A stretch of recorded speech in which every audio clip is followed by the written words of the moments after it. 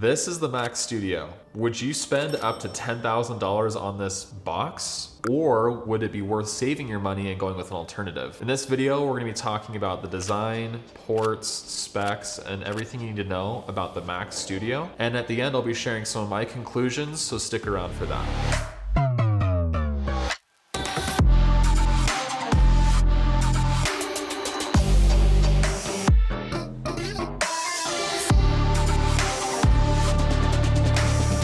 Okay, so let's talk about specs. This particular configuration has the Apple M1 Max chip. The M1 Max is the third in a lineup of 4 Apple Silicon chips, and then there's also the M1 Ultra, which this computer can configure to. Essentially, it's combining 2 M1 Max chips together. So this M1 Max has a 10-core CPU, 32-core GPU, and a 16-core neural engine with 64 gigabytes of unified memory and a 2 terabyte solid-state drive. And now moving on to ports.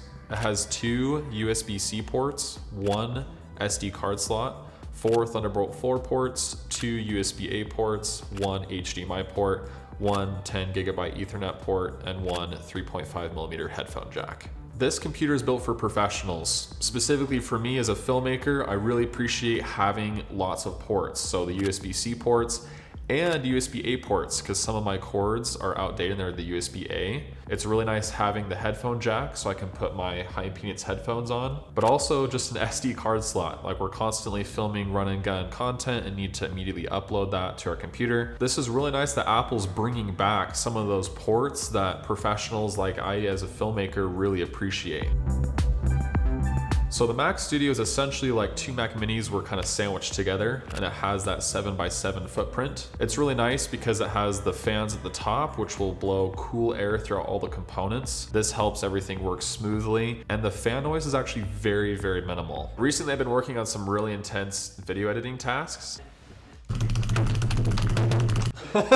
My Mac Studio for a lot of intensive video tasks, CPU, GPU needed tasks, and I haven't even heard the fan once. So if it's using the fans at all, it's very, very, very quiet.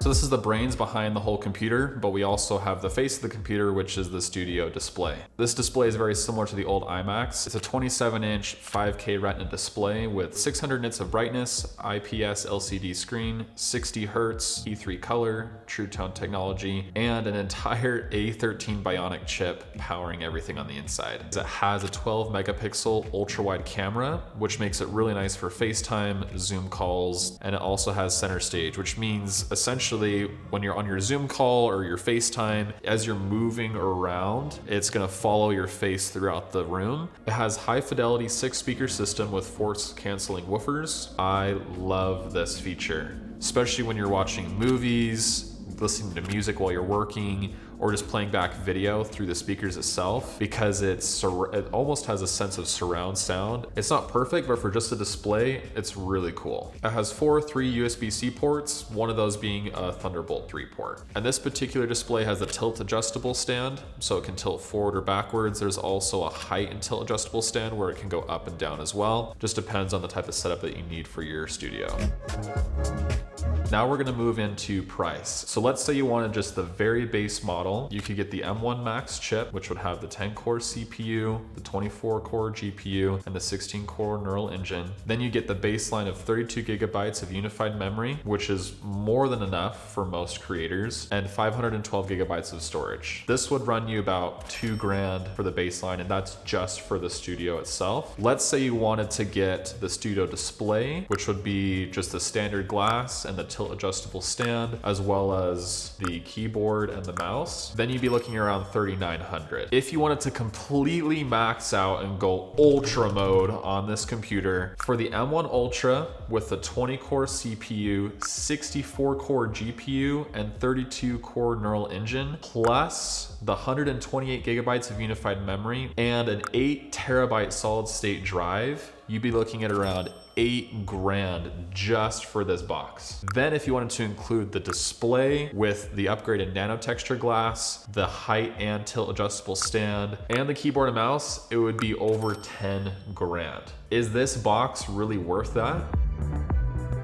As a filmmaker, it's really important to have the right specs to be able to edit the footage that I'm filming and to be able to deliver to my clients and to people who watch my videos the best possible product. This computer was a computer I was looking forward to for a long time. I had one of the old iMacs, it was like a 2015 iMac. It was getting me by. But when I got my new Sony a7S III, I was now filming 4K footage, 10-bit color, and about 60 to 120 frames per second. These are big, heavy files that I needed a better computer to edit them on. So for the Mac Studio, who is this computer really for? If you're a content creator, if you make YouTube videos, if you're a filmmaker, photographer, graphic design artist, or anything in that realm, this might be really important for you because you need the types of specs and the upgrades that the studio can offer. There's a lot of other great options that Apple has too. There's the Mac Mini, there's the 24-inch iMac, there's the MacBook Pro, even the MacBook Air. It really just depends on how much you need. I don't think you should totally max out this version, and I'll explain why. So if you're a video creator looking to upgrade your setup, I would suggest getting the 64 gigabytes of memory.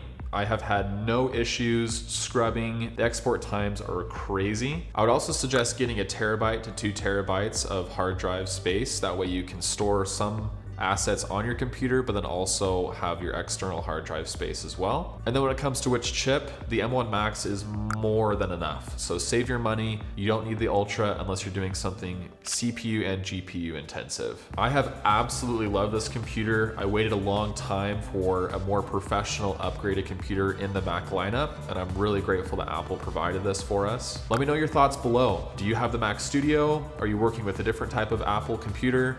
Or do you use PC?